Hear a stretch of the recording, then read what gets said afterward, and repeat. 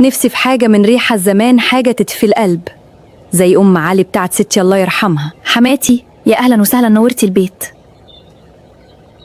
من عيوني يا حماتي، أم علي بتاعت زمان، يعني أم علي بتاعتنا إحنا. يا رب تفكرني بالخير، ريحتها بس كانت بتطرد أي حزن.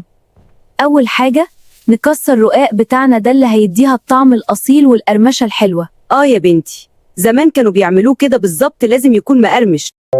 دلوقتي يا حماتي هنحط اللبن. طيب بس تتكتلش؟ لا، بالتقليب الخفيف هتطلع زي العسل. بجد حلوة، بس كده هستني لما تسبك. شكرا يا بنتي. علينا رشة فانيليا عشان الريحة الحلوة، وشوية قشطة بلدي ندوبها مع اللبن، دي بتفرق قوي في القوام. يا سلام على القشطة البلدي دي اللي كانت ستي الله يرحمها بتستخدمها الأصالة كلها.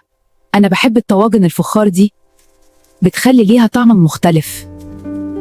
نوزع الرقاق بتاعنا في الطواجن كده، كل واحد ياخد حقه عشان تبقى كلها زي بعضها. طعمه حلو قوي يا أم الخير، تحفة. شكرا يا حماتي، دي وصفة جدتي، الله يخليكي. أم علي بتحبها كمان طبعا، دي سر سعادتنا. اللحظة دي كانت أحلى لحظة، لما اللبن يتشرب الرقاق كده.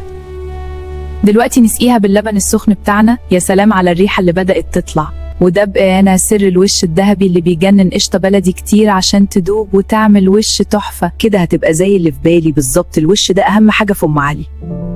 هتطلع من الفرن وشها محمر وجميل، بس نستنى عليها شوية.